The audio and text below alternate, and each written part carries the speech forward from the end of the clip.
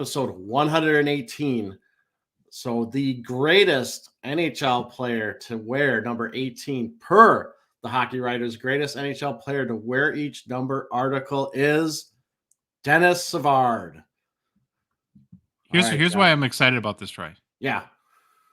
It kind of amazes me to this point when 118 it's not like we're like 1,000 episodes in. Yeah.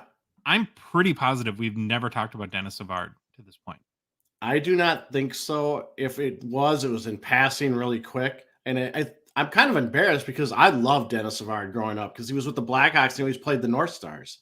Yeah. So we always saw Denis Savard. Denny. He played here against us a lot. And he was always awesome to watch. So the runners up at number 18 were Serge Savard, no relation. I looked it up. I was like, and so they wore the same number, had the same last name, but there's no relation. Dave Taylor and Ed Westfall were the runners up on number 18. I know Dave Taylor. I didn't know who Ed Westfall was. Oh, you didn't know who? I don't either. I was just sorry I talked over you, but Dave Taylor is signing autographs at the Expo. Oh, is he? Boy, a lot of these guys we read off, you're like, yeah, and they're at the Expo. They're at the Expo. So, I got one more comment too. Yeah, go for it. I get it, no relation, but you got to admit, Serge Savard is a cool name. Very literal. I think I want my name to be Serge Savard. Yeah, it's a great name. All right, Denis Savard, center from Point Gatineau, Quebec, but he grew up in Montreal. Savard was the third overall draft pick in the 1980 NHL entry draft by the Chicago Blackhawks. Being from Montreal, though, a lot of fans thought and hoped Montreal, who had the number one pick in the draft, would take Savard. However, they instead drafted Doug Wickenheiser with the number one overall pick. And now I see Doug Wickenheiser. I'm wondering if he's related to Haley Wickenheiser, who is a really good women's player in Canada. I got to believe there's some relation there, but probably not. All right, Denis Savard played in 1,196 regular season NHL games over a 17-season NHL career. It is kind of crazy that a lot of his numbers were very, very close to number 17, Jari Kurri. So when I was kind of updating my template, I was like, I had to double check so many numbers because they seemed really close and I might have just copied them over, but it's kind of crazy. Savard began his NHL playing career playing 10 seasons with the Chicago Blackhawks. He then played 3 seasons with the Montreal Canadiens. He then played a season and some change with the Tampa Bay Lightning before ending his career back with Chicago for 2+ seasons. I have no recollection of him going to Tampa Bay. I don't think it happened, but Hockey Reference told me it happened, so I got to go with it. His awards and accomplishments. He is a Hall of Famer. 1-time Stanley Cup winner, 1-time NHL second All-Star team selection, 9-time NHL All-Star game selection, named one of the 100 greatest NHL players by NHL.com, ranked number 85 in the Athletics top NHL players in the post-expansion era. His number 18 is retired by the Chicago Blackhawks. All right, his regular season NHL career, Savard had 473 goals, which ties him for 55th with Alexander Mogilny, 865 assists, which puts him 25th all-time, and 1,338 points, which puts him tied at 31st with Dave Anderchuk. Savard made the playoffs in 16 of his 17 NHL seasons, compiling 66 goals, which puts him at 23rd all-time with Joe Nieuwendyk, 109 assists, which ties him at number 20 with Denny Potvin, and he had 179 points, which puts him 18th all-time. He played in 169 NHL playoff games played. All right, Josh. Savard began his career with 10 straight seasons of 75 or more points. Wow. Of those 10 seasons, 5 of those seasons, he had 105 or more points. In addition, Savard had 7 seasons of 30 or more goals, and 3 of those seasons he had 40 or more goals. Never got to 50 or more, but crazy how many points he had in a row. I kind of forgot just how much he was kind of a point machine. And again, he had not a lot of individual accolades, so it's kind of sometimes he gets forgotten about how good he actually was. best season of his NHL career from a point standpoint was his 1982-83 season, where Savard had 35 goals, 86 assists for 121 points in 78 games played. So definitely a point producer, great player. What I remember Savard, he was known for being very small, but he's listed at 5'10". I don't think that's that small, but I always remember him as being like this small little guy on the ice. But what's Bedard, 5'8", when he's listed? So Bedard will be a little smaller than Savard, but 5'10". If you read any bio on Savard, they always talk about his size and how small he was. Well, look how teeny tiny his head is. Like, if Yeah. you're watching on YouTube, he's got the Jofa helmet on. Yeah. It looks like either he's got the smallest head ever or the helmet's like 9 sizes too big. Yeah, it's kind of an interesting picture. So Savard himself, though, could skate. He could see the ice, read what was happening all around him. He was a fantastic skill player. He had the skill and vision to be successful in the NHL, but what truly separated Denis Savard and made him special was his ability to improvise. There is a ton of footage, or you read anything about him, watch him skate with the puck and just stuff happens and he can always react to it and improvise. And if you ever want to see the improvisation, I can't even talk, in action, just Google or go to YouTube, find the video of, it's one of Savard's most famous goals. It's from a game on February 24th, 1988 versus the Oilers. The goal is a shorthanded goal against the Oilers in which he weaved through the opposition for 10 seconds, put the puck through defenseman Kevin Lowe's legs, and scored on Grant Fuhr from the slot. The thing that you watch this, you just get an appreciation for Savard. You can see him just reacting to what is happening. It's not like he just skated straight to the net and went in a shot. No, there's stuff happening all over, and he's cycling, he's coming back, he goes in and makes moves and just reacts to everything. It's pretty crazy. And one of the interesting quotes is Steve Larmer said, Savard never did the same thing. He always did something different. It's like you expect him to do this thing, and he would just do the opposite. So very, very well known for his improvisation. And I think I got a fun fact about that. Okay. After retiring from playing, Savard became a coach with the Blackhawks. And then on November 27, 2006, Savard was named the interim head coach for the Blackhawks.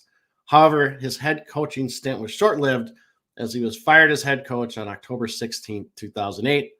Savard continues as an ambassador for the Blackhawks. Like we talked about, got to be a pretty sweet role just to be the ambassador, go do some business relations, go meet with the fans, get a nice paycheck. So that's what I found what he's currently doing. I want to. Can I be the ambassador of anything? You're the ambassador of the Hockey Cards Gongshow podcast. We don't pay that great. Yeah, we do. That's true. All right, so fun, interesting facts. I could not find anything on why he wore number 18, so that's just going to be a mystery unless one of our readers knows and can, or listeners can, or watchers, I guess, on YouTube can let me know. Savard was nicknamed, here we go with my French, I think it's Savior Fair. Savoir Fair. Savoir Fair. Boy, I am terrible at French. By Blackhawks play-by-play announcer Pat Foley. In the 1960s cartoon Klondike Cat, what was it? Savoir Fair. Savoir Fair was a French-Canadian mouse. Interesting. I don't know if that they're saying he looks like a mouse or what, but kind of interesting. The term also means the capacity for appropriate action. I'm going to go with that. I like that better. He was a man of appropriate action. That's from the dictionary. Savard. It's a weird nickname. Yeah, it is a weird nickname. I mean, it's kind of it's got like a lot of like French language is very beautiful, right? So it rolls off the tongue, but yeah, it's more interesting nicknames I've seen. Yeah, Savard is known for the spinorama move. So I was talking about his improvisation. I can't even say that word. I give up. But he's known for the spinorama, which you watch highlights. He does it all the time. I remember it as a kid. It was awesome. Basically a tactic where he's used to create distance between the puck carrier and the opponent. And he was absolutely one of the best at it. Did it a lot. It was fantastic to watch. Josh, in his first NHL game, Savard did not score a goal, but he did have 3 assists. So I think that was pretty good. I just thought this was interesting. Traded by the Chicago Blackhawks to the Montreal Canadiens for a second-round draft pick in 1991 and Chris Chelios. I didn't know that Chelios was traded for Savard. I thought that was interesting. Yeah, it's probably a win-win trade, right? Yeah, maybe I think the Blackhawks got the better end of the deal because Chelios was, Sure. Savard was getting towards the end. He's getting injured more, so Okay. but he wanted to go. He happy to play in Montreal. Won a cup with Montreal, so that didn't. I think it was '93. Savard won a cup with Montreal. Savard is fourth all time in Blackhawks history for points with 1,096. Now, here's a fun fact. Here's a good fun fact. This is the last one. In the 1980s, only 3 players produced more points than Denis Savard. Wayne Gretzky with 1,842. Peter Stastny is second with 1,059. Jari Kurri is third with 1,043. Savard is fourth and actually had the same amount of points per game as Jari Kurri at 1.38. Huh. I thought that was very interesting. Did not know that. That's why I like doing this. Well, and think about that for a second, though, I'll take more of the hobby perspective here. Yeah. But aside from Gretzky, so the top 4 point producers in a decade, yeah, you have Jari Kurri, Denis Savard, and Peter Stastny is very little hobby relevance for any of them. Mm-hmm. Besides a PSA 10 of a card with a 2% gem rate. Yeah. that's about it. All right, so let's look at his rookie card. Denis Savard, his 1981-82 OPG number 63. If you're watching on YouTube, it's up on the screen. The PSA 10 has a pop of 18 with a gem rate of 3%.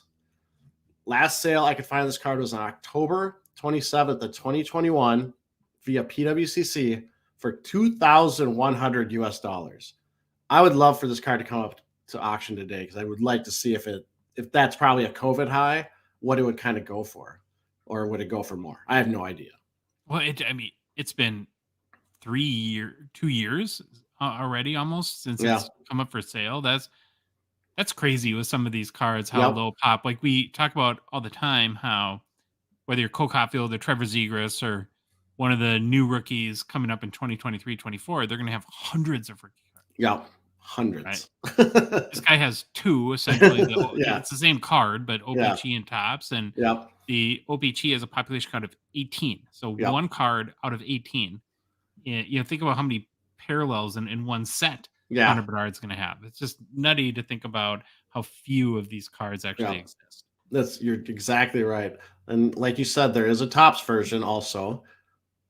It's numbered W75, and it was with West. I think they numbered the cards by, I can't remember if they did conference or division or something, but it's a West. You'll see on the slab it says West on it. This card, PSA 10, has a pop of 59 with a gem rate of 12%. Last sale was on September 10th of this year via eBay, verified in Terapeak, for $275.44 US. So again, a little more reasonable, a little higher pop, still a really low gem rate. And card coloring looks nice, but I think that might be the picture if you're watching on YouTube versus the other one. But very cool card, very awesome player. We slowly make our way to 23 would be our last one. Yeah, then the panic sets in. The panic sets in. It is, gosh, he was really good. And it is amazing. Yeah. It's not just the fact that his rookie cards have such low pop, but I don't know. We don't see like many like modern cards like you do with Legends where they're patch autos or anything like that with Denis Savard. He really seems to have little to no hobby relevancy, which is kind of sad. Frankly. Well, I'm wondering, now you said that, I wonder if he doesn't sign that often or if he's got some conflict or something. And maybe he does, and I just totally missed him because I have been out there looking for him. But great. Is he a Fanatics exclusive legend, do you think? Okay, here we go. We're going to get into that. We're going to get into that later.